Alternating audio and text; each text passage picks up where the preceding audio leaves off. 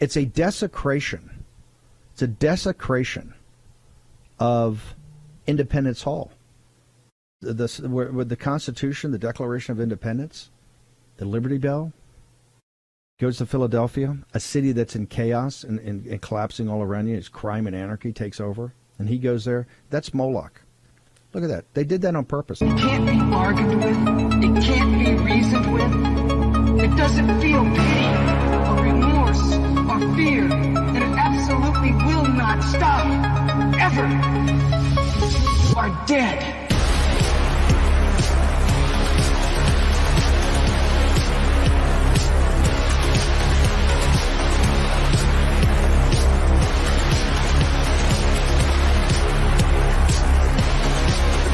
Of you who voted for President Trump, there's no way out.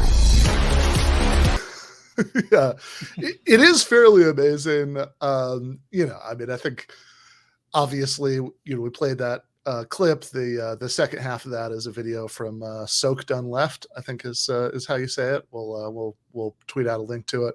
But I do find a lot of the dark branded stuff funny, although I also think psychologically there's an element there of like, okay, it's all sort of drenched in irony, but is there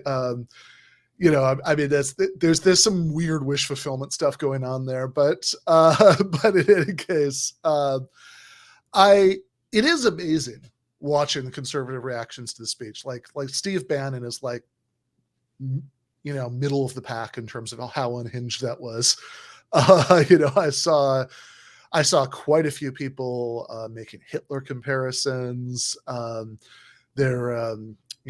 think Ben Shapiro said that the president talked about, the 74 million people who voted for Trump like they were sewer rats. There was a lot of talk about crossing the line, crossing the Rubicon.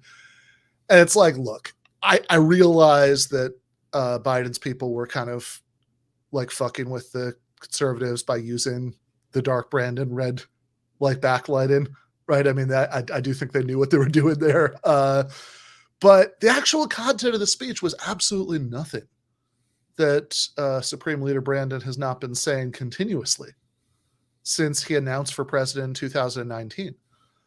His first ad, right? Like the announcement ad, he was talking about Charlottesville. And this exact sorry, I just saw that the chat there. This exact combination, right? This exact incoherent combination of MAGA Republicans are a unprecedented threat to the Republic, but also B, Joe Biden will totally be able to work in bipartisan fashion with Republicans. Even though C, also the MAGA people have completely taken over the Republican Party. Like, I don't understand how all three of these could be true, but Joe Biden has been continuously saying all three, like nonstop, since he announced for president. There's absolutely nothing new in this speech. And I actually think the best take I saw on it was Branko Markovic had a article in Jacobin, Greetings Strom, called it was something like what's the point of what was the point of Joe Biden's MAGA speech, where he points out this incoherent combination of claims, but then he does something really interesting at the end, which is that he contrasts it with the speech that Bernie Sanders made, I think almost the same day, in the UK, where he'd gone to do some internationalist solidarity with the RMT workers. And it was funny. We don't have this clip. I didn't think of it, but when we were preparing for the show, but there's a great clip going around of Sanders code switching for his audience, and he's talking about like economic inequality and worker struggles in the U.S. and the UK, and he says it's the same bloody thing. But But you contrast the actual content of the Sanders speech, like Bronco does there, to the Biden speech. It is just pretty amazing, right? How much more substantive the Bernie one is.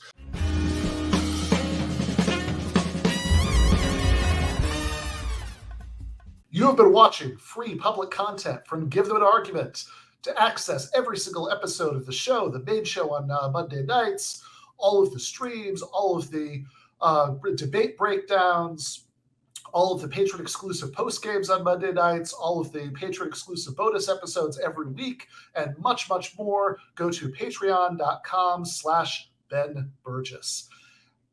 I cannot resist ending this with, don't be foolish.